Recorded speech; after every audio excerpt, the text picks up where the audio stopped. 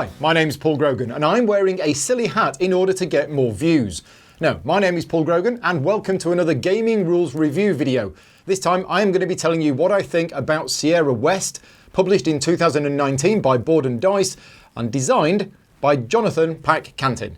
So, what do I think about Sierra West? Well, overall, I really like the game, but as usual, there are a few things that I'm going to talk about which I didn't particularly like about it in order to try and give you a balanced review to help you decide if it's the kind of game that you like. And just before we start, I'd like to give you a big shout out thank you to all of my Patreon supporters. Without your support, these videos are not possible and a lot of the other content that I create. And if you do enjoy my content, then please consider supporting me over at patreon.com/gaming rules. Producer levels and above get to vote on which games I'm going to be reviewing in a month. So yeah, this is one of the ones that was voted on. And I wanted to say a special thank you today to Thomas, aka TH3ROM3. Thank you very much, Thomas, for your support. So anyway, on with the game. Overall, this is a game that I enjoy playing and I would recommend that you check it out, have a look at it if you like the same kind of games that I do. Now, the core mechanism in the game is all about the cards. You will start with a deck of cards. There's a slight deck building element to the game. And at the start of each round, you will actually have 3 of these cards in your hand and you will be choosing where they go on your player board. Now, in fact, what normally happens is you will be drawing the cards at the end of your turn, so you've actually got the other player's turns to actually plan what you're going to do. This is the unique part about the game, this is the clever part of the game, and basically you can choose where you put your 3 cards. There'll be 1 in each position, but you've got multiple combinations of where you put them. And that decision process is actually really interesting and really good, and I very much like that about the game. Once you've played your cards, you will be moving your pioneers along the brown path and the green path, triggering the icons along the way and activating their abilities. Now, what's interesting about it is that you don't have to move all of one and then all of another. You also have cabins at the bottom of your player board and you can activate the abilities on the cabins, but only before you've been walking on the path. And the icons basically allow you to do different things within the game. Now, there is a victory point system in the game. It's the player with the most victory points that wins. Those people who like pure thematic games are probably going to, look at certain bits of it and say, well, I'm just moving a counter up a track to get 4 victory points. And yet you are. But as I say, if you like the kind of games that I like playing, then you'll probably be all right with that. I mentioned there's a deck building element in the game and it is small. You start off with a deck of 9 cards and you'll see here that there is the mountain. Okay, now at the start of the game, the top 2 cards on the mountain are face up. And what you'll do is you will spend movement points, which is one of the icons you can get on your card.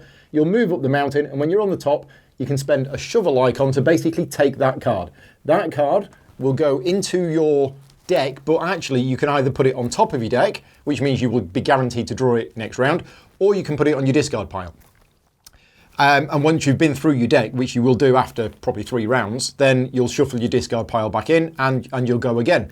Now, these cards that you will be picking up from the display are customized to the module that you're playing. What I haven't mentioned yet is the game comes with 4 modules, and the cards that are laid out in the mountain are all tied to the particular module that you're playing. So I have this game set up for module 1, which is the Apple one. I can't remember what it's called exactly. Apple Hill, there we go. And these cards that you pick up, which you will put in your deck, these have different icons on them than you would have had on your normal starting cards. And these allow you to do different things depending on the module. So I'm not going to cover, the rules. I'm just going to really tell you what I think, but there are a lot more rules, obviously, than I've explained so far. There's a lot more going on that I've explained so far. So let's start talking about the components. The components in this game are really good. Everything about the game, the cards are fine. All of the cardboard pieces are a good thickness. They're all good. All of the components that you get with the game, they're all good. One thing that is very good is that the player boards are they dual layer? Yeah, they're dual layer player boards. And you can see here that they've got gaps cut out of the bottom part in order for you to be able to slide your cards in. And when I got these, I thought, oh, are these going to be warped? Because quite often dual layer player boards warp. But no, they were fine as well. But yeah, absolutely no problems components wise with the game. Rulebook wise, it's 95% good. We were able to learn how to play the game from the rulebook, and it is pretty well written and it is fairly well laid out. There are a couple of things about it. There was one particular part in the setup, which you can see here, which is very unusual, and it's more of a funny thing rather than, I mean, it is an error, but it says place the cabins near the general supply. You haven't created the general supply yet. Step 12 is you create the general supply, but what's even weirder is you put these cabins next to the general supply, but then you pick them back up and put them on a different board. As I say, it is a problem in the rulebook, but it didn't stop us playing the game. It was just a bit funny. The other thing as well that we found in one of the games that we played is that there's no tiebreak rules. And it's not that there's no tiebreak rules and it says all players with the same score win the game together. It actually doesn't mention it whatsoever. So there are no rules in the game at all for whether when two people tie on the same score. It just needed a little line to say they share the victory or there was some kind of tiebreaker. Other than that, rulebook-wise, was pretty good. Graphic design and iconography wise, I think that's really clear. I think they've done a really good job on the graphics. I particularly like the artwork. I really like the way that when you're laying out the mountain cards here, the artwork overlaps, so it actually does, it fits together and it looks like a mountain. Little touches like that I really like in games. So yeah, all of the iconography is fairly explanatory. There's a lot of these cabins with icons on, but once you understand what they do, you probably don't need to look them up, but they're all described in the rulebook. The only one slight downside I've got with the graphic design is on these animal tiles, and these all start the game face down, but once you flip them over, they give you a particular resource. So for example, beavers give you wood, obviously, and you can't see what resource they give you on the reverse side. So it would have been nice to have, like a greyed out icon on the back of the tile to show you what that animal will give you once you've flipped it over. Other than that, as I say, no problems with the graphic design at all really good. So let's talk about the 4 different modules. I mentioned there was 4 modules and you choose one of the modules to play. There isn't like a base game and then the modules are expansions. No, you choose one of the 4 modules to play. And I like the fact that there are 4 modules in the game because, the game could have just come with 1 module, but the fact that there's 4 of them mean you've got 4 slightly different games. And I say slightly different games. One thing that I was slightly disappointed by once I'd played 2 of the different modules is that 80% of the game was the same. That's my rough guesstimate. And I was expecting quite a different game. But no, most of the game that you will play is the same, but then there's this extra bit tacked on. So the second time I played it, I was like, oh, well, that's a bit disappointing. But the more I've played it, and I've now played all 4 modules, I should have said this at the start. I've played all 4 modules. I've played it solo, I've played it 3-player, and I've played it 4-player. 2-player is the only player count I've not played it at the moment. But yeah, I quite liked it in the end. I quite like that the core game is the same and the modules add a little bit extra. One thing that I have found with all of the modules is that the actual thing that's in the modules, for example, Apple Hill, you're getting apples and you're converting apples into other stuff and you've got an extra shrike. It doesn't really kick in until about halfway through the game. So you play the first half of the game and you're not really doing anything about that at all because the icons which will allow you to do things for that module are on cards in the mountain. So you're not going to get them at the start of the game. And each player starts with 1 card in their deck, which is tied to the module. But again, that starts on the bottom of the deck. So it's not going to be until round 3, 4, maybe even 5, before you actually start doing stuff that's related to the module itself. And I know the first time we played it, yeah, it was halfway through the game before we actually did anything with the module. I haven't got a magic fix for that, but it would have been nice if the theme of the module, like apples for the first one, actually kicked in right from the start of the game and you were actually doing things with the apples from the start. So yeah, other than that, 4 different modules, which is good, and presumably prime for expansion sets. I don't know if they've got anything planned, but you could easily release another little box for this game with four extra modules in, all with just extra bits that change things. So there's Apple Hill, which is the first one, where you've got this shared resource of apples, which you can grow the apples, but then you can pick the apples, but then other people can use them. You've got boats and banjos, which is probably my favourite one, which is quite cool. There's an extra little bit that goes on the board, and as these river cards get laid out, what will happen is you'll move your little boat along, you'll go fishing, and then you'll have to move your boat back to basically convert the fish into stuff that you want. There's the Gold Rush, which I've played that one twice, where you will be using a pickaxe action to get gold from here. And if you've got a lantern, then it allows you to go into dark caves and you'll be getting lots of gold, and you'll be loading that gold into mine carts. And then Outlaws and Outpost, where there are banditos all across the mountain, and you'll be using your 6-shooter to basically shoot them. yeah, so 4 different modules with slightly different rules on how to play.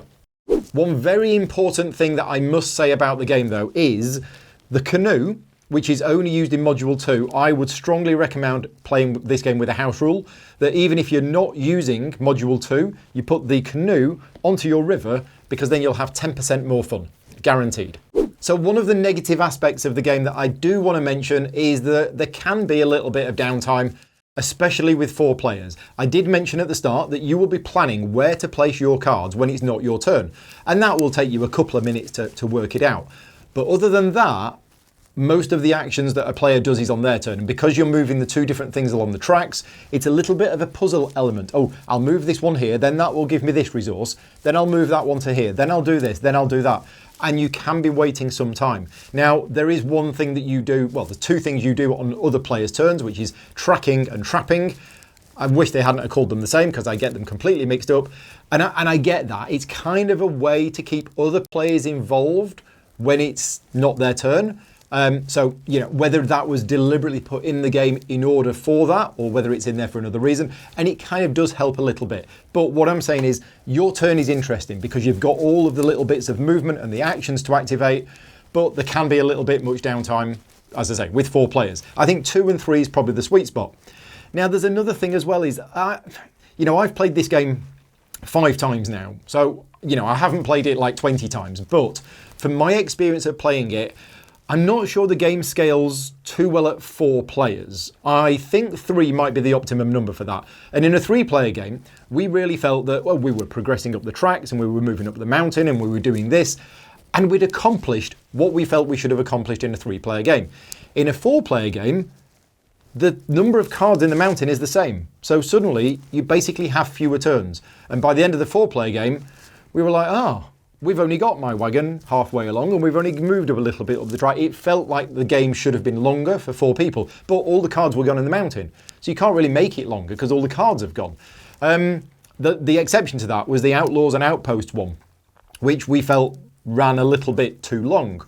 Because of the way that the mountain is set up in that module, it works in a different way, and it seemed to drag on a little bit. So counter to our other 4-player game is that module we felt maybe dragged on for an extra round. So anyway, it's just one thing to be aware of. I'm not saying it's a big problem in the game, but if you've got players who are very much, you know, prone to analysis paralysis on really thinking out their turns, there is going to be a little bit of downtime. And there we go. That's pretty much a summary of what I think about the game. I very much enjoy it, with the caveat of some of the negatives that I mentioned. It flows quite nicely. The game length is good for the decision space you've got in. It's got 4 different modules, so you can shake it up a bit, and you know that increases the replayability of the game because they do give you a different experience. I've already done a few videos on this already. So I've got 3 videos on my channel if you want to go and watch them. The first one is where 3 of us sat down and learned how to play this game from the rulebook. So if you want to see a video of me learning how to play this game, having known nothing about it from the rulebook, that's on the channel. I then did that was using Apple Hill. I then did a 4-player game, or was it, yeah, I can't remember now. No, I did a 4-player game, I think, of the Bandits and Banditos one. Not Bandits and Banditos, Outlaws and Outposts, that's it. That's on the channel, and I also did a solo playthrough of Gold Rush. So if you want to see those videos, they're on the channel now. Obviously, this is the review video where I'm telling you what I think about it. And that's everything. So again, thank you very much to all of my Patreon supporters who help make these videos possible. And if you do enjoy my content, please consider supporting me over at patreon.com/gaming rules. And you too can vote on what games I'm going to be reviewing next month. Until next time, take care and thanks for watching.